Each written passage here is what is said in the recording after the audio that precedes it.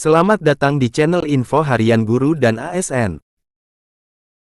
Berita Soloraya.com, hari ini atau tanggal 30 September tahun 2022, pendataan non-ASN akan berakhir.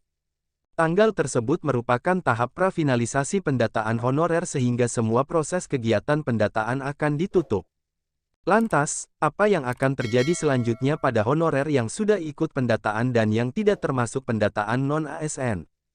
Untuk mengatasi permasalahan honorer sebelum penghapusan di tahun 2023 mendatang, Menteri PANRB Abdullah Azwar Anas membeberkan 3 skenario.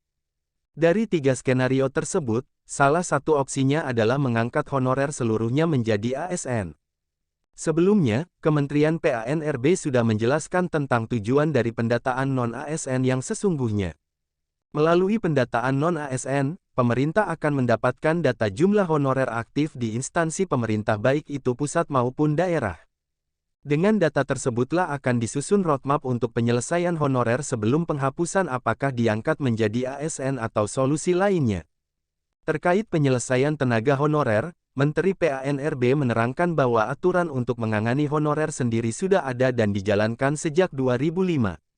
Tidak berhenti sampai situ, penanganan dilanjutkan pada tahun 2012, 2018, 2019 hingga 2021. Jadi, sebenarnya warning untuk pengangkatan non-ASN ini sudah lama, jelas Anas. Lebih lanjut Menteri PANRB tersebut menjelaskan, ada fakta juga kalau non-ASN ini tidak ada, pelayanan-pelayanan kita bisa terganggu di kabupaten dan kota. 3 skenario penyelesaian tenaga honorer sebelum penghapusan direncanakan Kementerian PANRB dengan terus melakukan koordinasi lintas sektoral, berikut penjelasan skenarionya. Skenario pertama, honorer bisa diangkat seluruhnya untuk menjadi pegawai ASN.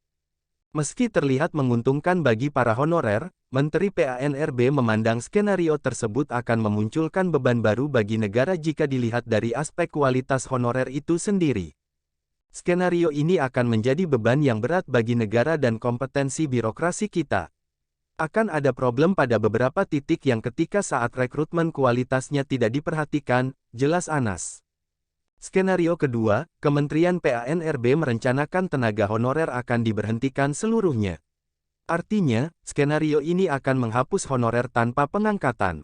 Hal ini pun bisa menjadi masalah sebab pemberhentian tenaga honorer secara keseluruhan akan menimbulkan tingkat pengangguran yang tinggi.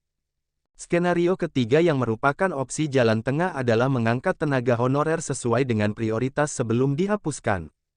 Sementara untuk tenaga honorer lainnya dalam skenario ketiga ini, Menteri PANRB menjelaskan bukan tidak termasuk prioritas.